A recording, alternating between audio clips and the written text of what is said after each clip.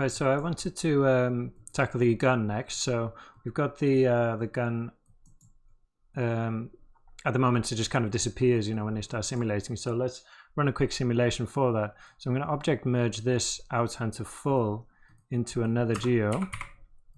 I'll just set that up here. So I'll call this gun sim. Okay, and then object merge the hunter into here. So if we go into find him, hunter full. Okay, and then I'm gonna time shift this to frame to the beginning of our sim, so 141.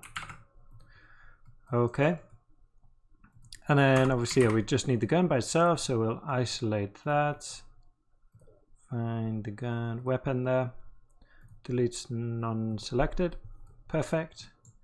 And then if we just drop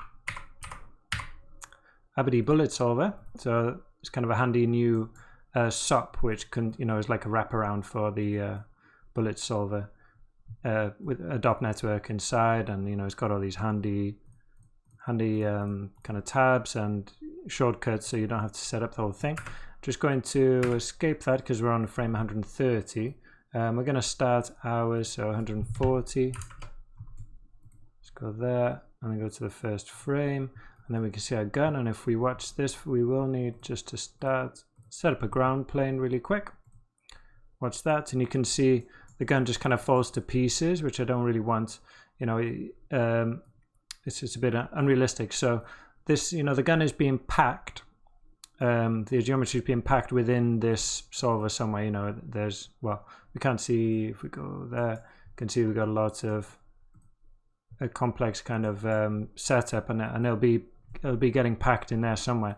So if we, and it'll be getting packed based on the connectivity, so we got different parts here. But if we do that ourselves, if I pack this myself, okay, so it will now be considered one piece, right? And now we don't need to worry about giving it names and such because it's only the one gun, right? So if we play this now, should stay together. Okay, so that's better, but still we get a bit of a weird behavior there. You can see the way it's kind of passing through the ground. So the reason for that will be if we visualize the geometry representation, you can see this blue part is what's actually being simulated by bullet. So we go back to the first frame, and I'm going to go to the solver, bullet object, and bring the collision padding down to 0.1. And you can see that's a much better representation of our object. So that's kind of okay, but still, I don't like this kind of dancing around it's doing. So what I'm going to do is drop a wrangle, because I want to change this just into a box, okay? Because, you know, it's a box around it's going to be pretty close to the shape that it already is, but it's going to calm down stop it from kind of bouncing around and stuff, and you know, when it falls it'll just stay where it is. So what I'm going to do is set up this attribute, and it's called bullet underscore georep.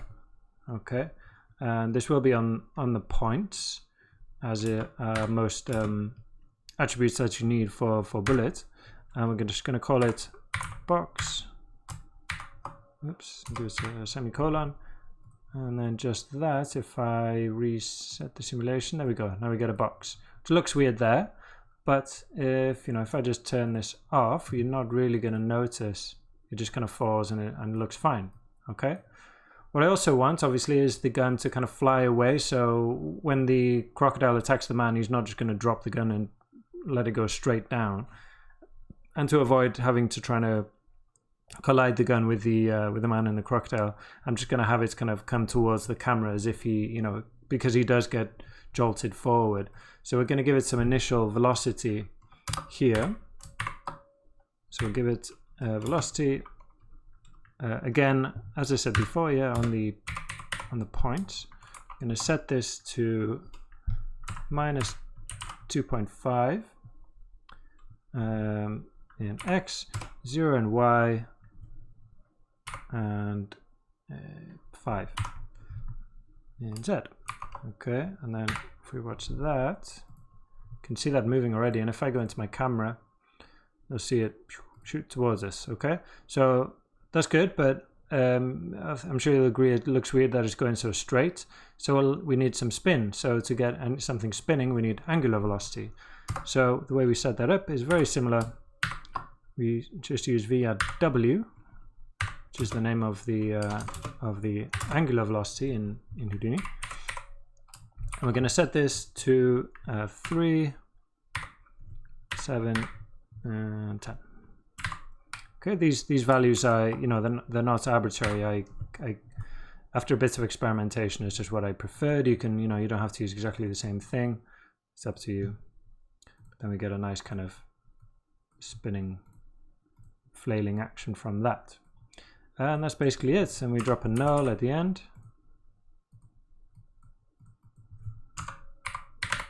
Out, well, just out, and you know, there's our gun ready.